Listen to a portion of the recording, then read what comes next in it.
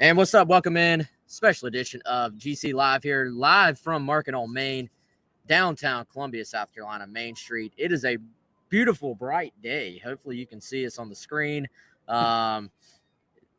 It's actually very nice because I was already tired of 28 degrees Fahrenheit. So come on out. Again, if you are not going to the game, I know a lot of you are. Going to be a huge crowd, but if you're not going to the game, Market on Main, a great place to watch the game with this big old screen right behind us. And if you're looking for something to do on New Year's Eve, get your tickets to Market on Main, marketonmain.com, or call 803-722-4222. They got a great party going on, a 3-course meal from Chef Howard Stevens, an open bar with house alcohol, top shelf also available. A la carte, free live music with Radio Source, and the New York City ball drop on Soda City's big screen with a sparkling champagne toast at midnight. So that sounds like awesome. A heck of a party. Maybe we'll be here. I don't know. We'll see. But Chris, man, this thing's caught up to us. Like, it's right around the corner. Excited to hear from, we got a special guest today, Mike Singer from blueandgold.com. That's the On3 Notre Dame site. For those who just heard us on 107.5, we're probably going to say a lot of things we just said already about an hour ago. However, I'm excited to hear get some, some additional insight and information from the people who cover these teams as close as anybody. So we'll be hearing from Mike actually in about 7 minutes, Chris. Yeah, looking forward to hearing from him. Always one of my favorite segments because, we can dive into numbers on a team. We can watch a team live on ESPN when they play, or go back and dig up some of their games from earlier this season on YouTube or wherever, Wes. But to talk to someone who covers the program day in and day out, they're typically able to fill in, some of those gaps in knowledge, things that we don't know, maybe things that we thought that we aren't sure of. And I know we've had people on the show in the past who say, well, actually, no, it's this way. Yeah. Or they say, yeah, what you think or what you think you've seen is correct. So there's a lot, I think, to dive into with this Notre Dame team, really in all 3 phases of the game. They've been one of the best special teams units in the country, just like South Carolina has. They've been a team that's kind of built this identity of running the ball and stopping the run and playing great special teams. But they, like South Carolina, not as many, they've got some key opt-outs or guys missing for this game. Couple on offense that are pretty big, one on defense that's really, really big. So we'll talk to Mike, I'm sure, about that and much more when he comes on. And I don't know, man. Obviously, when you're on the outside looking in, sometimes you just don't have – a lot of times you don't have the full information. But just completely casually following Notre Dame this year, not closely at all, I was a little shocked to see Drew Pine hit the transfer portal and head on out from there. I mean, I think that if you just are looking on the outside, I thought he played pretty solidly for them this year. And that's something where you go into this game. Yeah, there are question marks on both sides.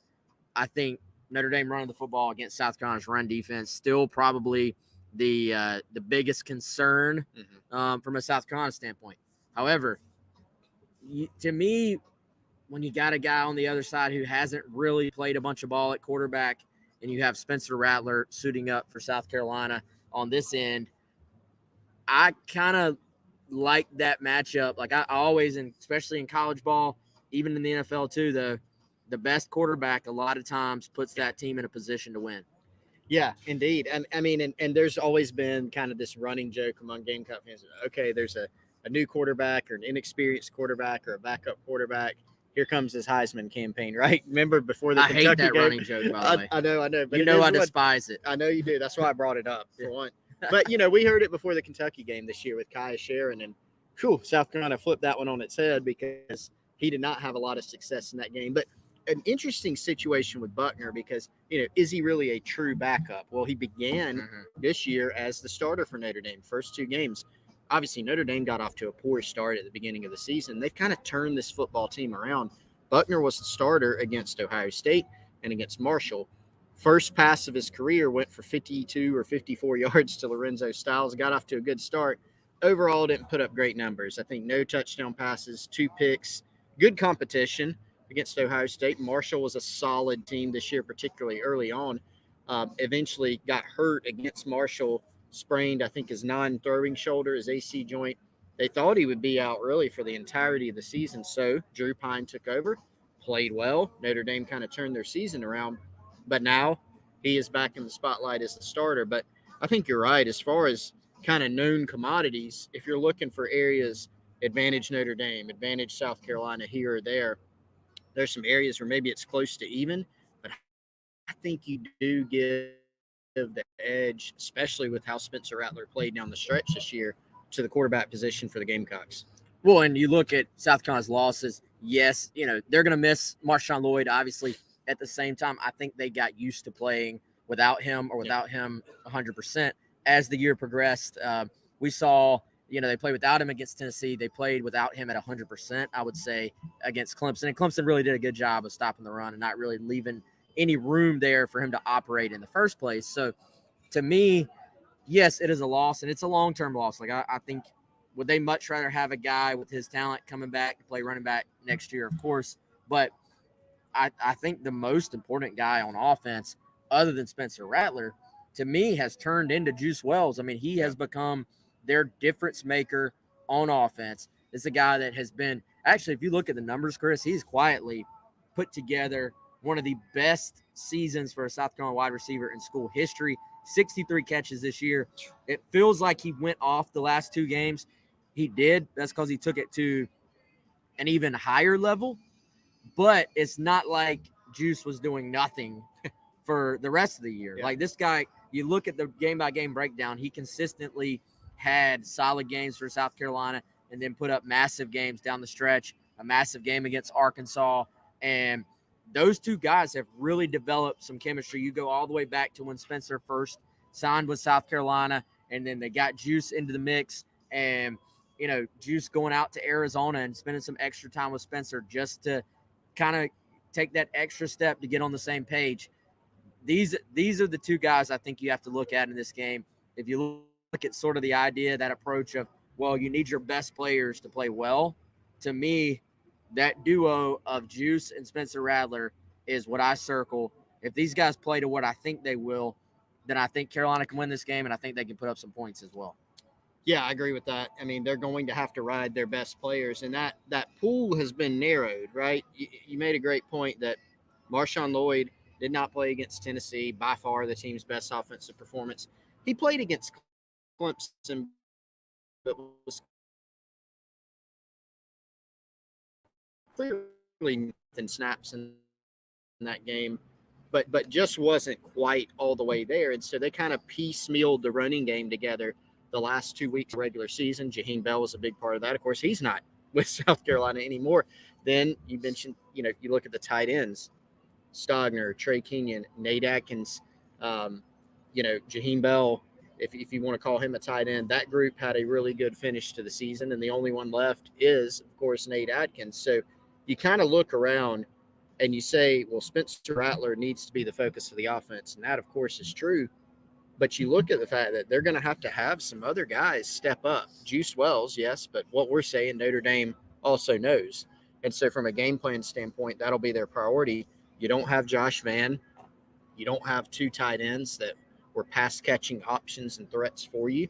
And so then it puts the onus on finding creative ways out of the backfield to get Juju McDowell involved.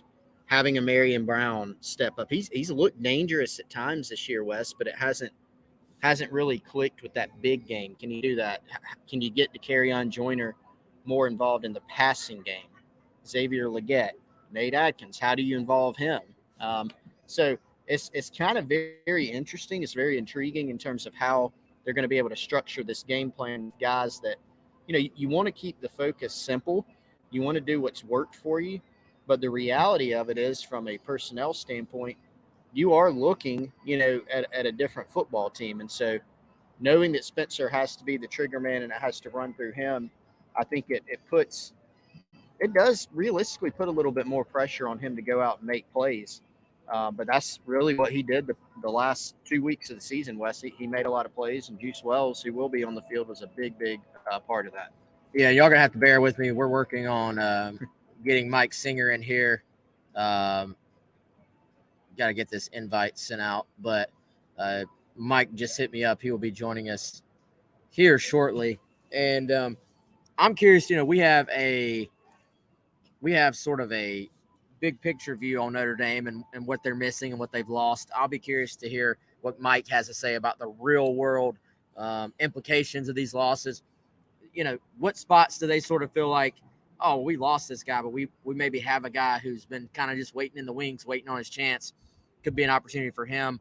Obviously, this game's an opportunity for everybody that maybe hasn't played a ton this year to step in. And bowl games are different these days. So we're having him join us right now. It's Mike Singer from blueandgold.com, the On3 Network. Mike, appreciate you taking the time, man. How you doing? Of course, fellas. How you doing?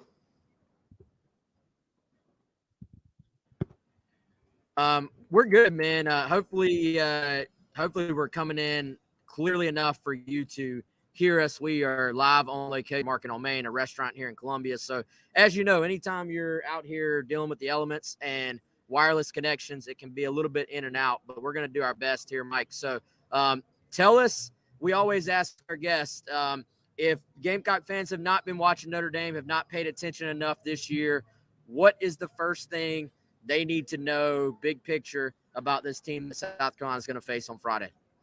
The quarterback position. I think that's a spot that most people like to talk about, fellas. So that's definitely it for the Notre Dame side of things. Is Notre Dame's starting quarterback to open the season against Ohio State was Tyler Buchner. Notre Dame lost the opener against the Buckeyes and then fell against Marshall the next week. And then Buchner got hurt at the end of that Marshall game, threw a pick six, got hurt. Notre Dame starts the season 0-2. Buchner is the dual threat kind of guy, can push the ball downfield a bit, but, his best attribute is his legs. So Notre Dame in that loss against Marshall really relied on him in the run game because they just really couldn't get anything going offensively. So they're running their quarterback a lot. When you run your quarterback, the more likely is to get injured, and that's exactly what happened. So Notre Dame's without Buchner for the entire season. Drew Pine, smaller guy, you root for him, but just didn't kind of had the God-given tools to excel. Notre Dame had a fine season bouncing back from that 0-2 start. Pine transfers to Arizona State. Buchner is now healthy. So to kind of recap this, the guy who started Notre Dame's first two games the season, Notre Dame started the season 0-2 under him, he's now the starter again. At least it's fully expected. So it's going to be really interesting to see how Buchner looks after, again, not playing for 3 months. What changes does he have for the offense? Because him going out there, fellas, it's basically like an audition for the starting job next year. It's going to be very fascinating. Yeah, Mike, thanks again for joining us, man. I appreciate you taking the time today. So you mentioned Notre Dame's turnaround. We hit on that a little bit before you came on, that they had a rough start to the season, obviously competition level with Ohio State there. But when I was looking over statistics, which can be liars, one thing that I noticed is beginning of the year, it seemed like Notre Dame was giving up a lot of rushing yards and kind of struggling a little bit more on defense. And in the back half, it looks like they settled more into their identity of run the ball, stop the run, play great special teams. Am I seeing that accurately? And kind of what identity did this team settle into? Yeah, I think you hit the nail on the head. Early in the season, again, with Buchner, Notre Dame didn't really have an identity. It's like, what were they offensively? Are they a spread it out team? Are they a power run team with their quarterback, like a Tim Tebow back in the day? Like, what are they?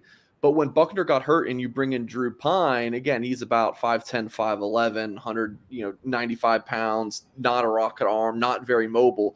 Notre Dame went to we are a ground and pound offense. So, again, going back to Buchner, I have no idea what the Irish are going to be for this Gator Bowl game. It's going to be fascinating. Defensively, it's been a bit of a bend but don't break team. Like, no, The secondary has improved. Like Notre Dame's weak point in defensively for the past several years has been the corners and the safeties. Besides Kyle Hamilton, who's now starting at the Ravens, he's been a freak. But the corner positions improved. They have a true freshman by the name of Ben Morrison, who's been popping on the lists of the freshman All-America teams. He's been very good. The linebacker core is decent. The defensive line's decent. Now, a big point in this game, guys, on both sides is who's not playing in it, right? So Michael Mayer, Notre Dame's all-world tight end, he's declared for the draft. The defensive end, Isaiah Foskey, he's declared for the draft. So, your best weapon for Tyler Buchner is out in Mayer, and then Foskey, the best defensive lineman, and probably best defensive player they had, is out for the game. So, yeah, kind of going back to your question, Chris, it's your line of reasoning is definitely on point for what we've seen for Notre Dame this season. The offense is ground and pound, and the defense has been a little bit of bend but don't break. So, Mike, with Buchner, based on what you saw those first two games and just what you've heard and what you've seen in practice leading in, what can Gamecock fans expect from him just from a skill set standpoint? Do you have a feel for kind of at least coming in as a recruit as well? What was the book on Buchner as far as his style of play? Yeah, I want to answer. I thought you were just going to say, what do you expect from Buchner? I'll answer the skill set thing next, but what I expect from Buchner, got no idea.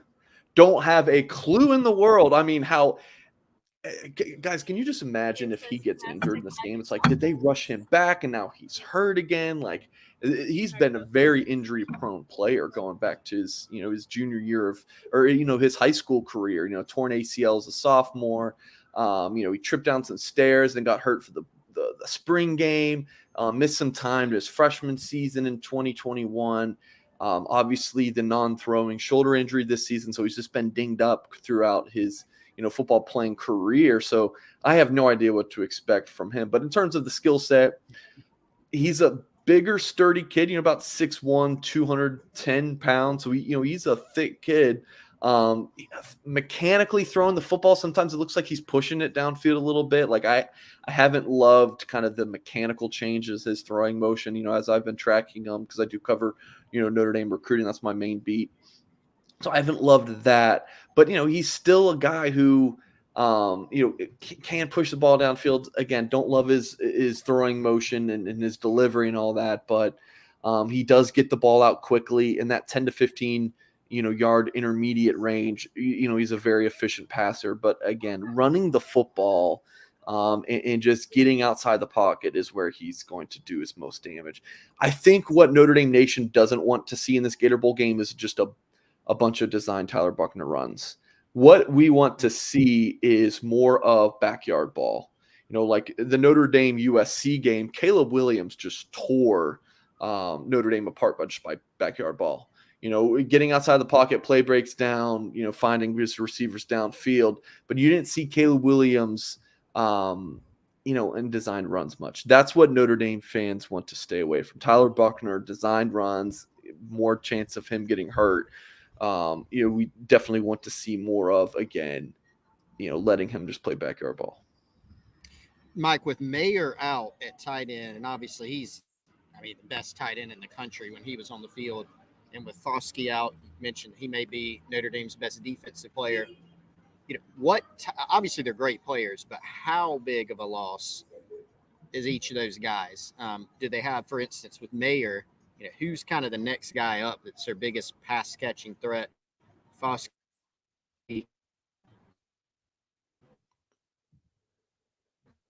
How big of a loss is that from a run stopping control? Yeah, I will agree with you on the best tight end in the country thing. I know your guys' SEC counterparts would disagree over it in Athens, but in South Bend, the feeling has definitely been that Michael Mayer is the best tight end in the country. It's a huge loss for Notre Dame's passing attack. They really don't have, as I'm thinking, nowhere near the established pass catcher on their roster, whether it's tight end or receiver. It's a lot of young talent, at tight end and receiver, but you lose such a bulk of your production in Michael Mayer. So that's going to be a very fascinating point for this game. Like, who does Tyler Buchner rely on? Because, whether it was Buchner or Pine this season, If you didn't know what to do, just throw to 87, and that was probably going to be a good thing for you. Well, he's not in this game. They have good tight ends, but no one near Michael Mayer right now, and the receivers are talented, but still relatively unproven. And then on the Foskey side of things, I don't know. That's going to be interesting. He definitely provided a lot of sacks and stops in the run game, but the Mayer impact is a lot bigger than Foskey, at least in my opinion. Still, a fairly deep defensive end rotation. So I think you'll see more of an impact on the offensive side of the ball with those two guys being out. Mike, we always like to talk on the show a little bit about game flow and just sort of obviously keys to victory, but just kind of how this game may feel on Friday. I know it's very difficult with all the guys missing on both sides. It's difficult in bowl games in general, even if everybody was there. I think a lot of times bowl games also come down to, who wants to be there. And I think for this game, it is kind of hard to put a finger on it. But what's your feel, just your best guess for how this thing could play out as far as some keys and how many points it's going to take to win this thing? I'm going to lay this out very simply for you guys. I'm not a betting man, but if I were, I would never bet on an NFL exhibition game because you don't know what the heck to expect. Like, how long are the starters going to play? You don't know what you're betting on, right? I'm not betting on NFL exhibition games. I truly feel like some of these lower level college bowl games, outside the playoff and the New Year's Six are basically just their exhibition games. I mean, Notre Dame, their main identity this season had been Pine throwing the ball to Mayer and then pounding the rock. No Pine, no Mayer, right? You still got the pounding the rock aspect, but still, your offense looks completely different from a Notre Dame standpoint. You're losing Isaiah Foskey, your main defensive lineman. I don't cover South Carolina and have the knowledge that you guys do of the Gamecocks, but I know they have several players not playing this bowl game. So I have no idea how to answer that question, guys. I mean, and I think anyone who does is just kind of, you're just doing your best guess because I have no idea. No idea. No idea. Okay. Hey, so all right, not answering your question, but that's all I got. To do with... No, I understand completely, man. I know you're going to have something on this one. I'm guessing you do. It's a big discussion on our message boards. What are you hearing on Sam Hartman? Like, this is a guy who's from, nearby. He's from the Carolinas. There's some South Carolina connections to the state here. Since we have you, what can you tell us about the reports out there about Hartman? Yeah, fellas. So we're on the On3 network. You're on the On3 network. So your subscribers at Gamecock Central can go over to blueandgold.com. And I did have a report on that this morning. So you can get a little bit more intel there for our fellow On3 subscribers. But I will just say that, Pete Thamel put out yesterday, hey, he's entering the portal and Notre Dame looks like the favorite. That seems to be accurate from everything I'm hearing. I don't think it's a slam dunk like hey, this thing's a 1,000% guarantee.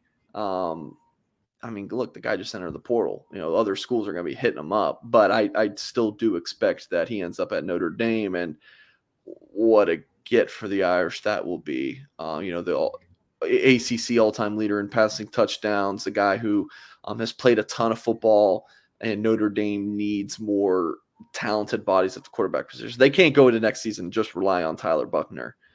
They need more bodies there. Again, just Tyler Buckner's a talented player, but he's very injury prone. So if you're just going in with Tyler Buckner and then some young guys who haven't played much ball behind him, good luck to you. So Sam Hartman would be a fine addition for the Irish. Mike, great stuff as always, man. We appreciate you making the time. Gamecock fans out there, if you want to read more about the Notre Dame side of this game, head on over to Blue and Gold. Again, like he said, if you have an On3 subscription to Gamecock Central, you can also read all their content as well. So make sure y'all go check that out. Mike, again, we appreciate it, man. Enjoy watching the game on Friday. We'll talk to you soon, okay? All right, Chris West, you guys take it easy, man. All right, appreciate Thanks, it. Mike, good stuff there. Again, y'all go check out Blue and Gold on the On3 network. And we always learn something new, Chris, on these things. Absolutely. Right now, I'm learning how good these tacos look as well. Smell so wafting yeah, up. we got to tell y'all, we're again at Market on Main. Missy has dropped off the tacos, and Chris got a grilled pimento cheese sandwich with bacon that looks phenomenal. Yep. But back to business, Chris. We do have to finish the show. I don't think I knew that Buckner was such a run threat. Absolutely. I knew he got injured. Well, Mike mentioned throwing the pick six. I don't think it was on that same play. It might have been, but I do know that he was doing some running around in that game and got injured. So I did not realize he was that much though of a dual threat, which is different. So when you're kind of looking at the Notre Dame offense, he mentioned how it's basically totally different. You do have the run game aspect, Chris Tyree, their running backs, their offensive line's pretty talented, pretty good. But now you're going from a guy in Drew Pine who was, I'm not putting the game manager tag on him, Wes. I kind of don't really like that. You're about to do it. But he did a good job for them. I think Mike's opinion was maybe a little bit different, which was interesting. But Buckner is a guy who can run a little bit more. Maybe he's not going to be the thrower in terms of accuracy that Drew Pine was. But I knew that also that Michael Mayer's absence was going to have a big impact. He confirmed that probably plus a little bit more. He was just such a huge part of their passing game. Yeah, no doubt, man. So we always learn something new. I think, we'll see what this game means. Obviously, Mike didn't want to really give any predictions. I don't think we're about, I would say, 2 minutes away from giving our predictions. We got to give them. I mean, yeah. And we'll we're just making them up too. That's what. Come on, every sports media guy is just making this up as they go anyway. But unless you're one of those heavy analytics guys, but even then, the analytics stuff a lot of times now does not compute the fact that you're missing this guy for the NFL. You're missing this guy to the transfer portal. It's based on what your team did this season when you had those guys. So even the analytics are probably screwed up a pretty good bit as far as predicting games when it comes to bowl season. But you see the graphic on the screen if you're on the video version of the show. Want to give a shout out to our friends at Liberty Tax. Again, tax season right around the corner, 803-462-5576. Appreciate Larry and his team here locally at Liberty Tax in Columbia, Irmo, and Lexington being big supporters of the show. And we're looking forward to telling you all about Liberty Tax this next new year as tax season hits and becomes a big part of your conversation in your household. So, again, appreciate Larry and his team being a part of the show. Chris, have you thought of what your prediction is, not for the score, but for your article? No, I've actually thought about the score prediction a little bit more, which that might be backwards. It seems like to get to the end result, you might need to think a little bit more about some things that are going to happen in the game. But I have thought about some of those things, but I've not landed on one in-game prediction. What about you? Are you there? Not really. I haven't submitted it yet. Yeah, I've not submitted it. I kind of feel like mine's going to have something to do with Spencer Rattler and the fact that I think Carolina's going to throw the ball around and I think have some success. Yeah. I also think you're going to see some different guys, make an impact on offense. Yep. I think we know Juice is going to be the top guy, but you kind of go down that depth chart. Even some guys aren't listed on the depth chart. Can a Landon Sampson, can an Omega Blake get in this game? Part of my prediction may be that Shane Beamer is incorrect when he says that Nate Atkins is not going to play every snap. I'm going to say Nate Atkins will play, if healthy, 95% plus of the snaps on offense. Okay. I don't know if that'll be my written one for the article, but the guy's a gamer. Yeah. He's going to be on the field unless he gets banged up. So, Chris, give us your score and give us your why. Oh, my goodness. Wow. I haven't – I'm going to go back to what you said earlier. It has been so tough to predict this game because both sides missing not just players due to injury. Like sometimes you go through a regular season game and it's these guys are out and they're impactful, but both sides are missing massively impactful players. On one hand, South Carolina is missing more. On the other hand, they're not missing the guys that have been their two best offensive players and really probably their two best players on their team in some ways, in Juice Wells and Spencer Rattler. So, kind of lean to what you're not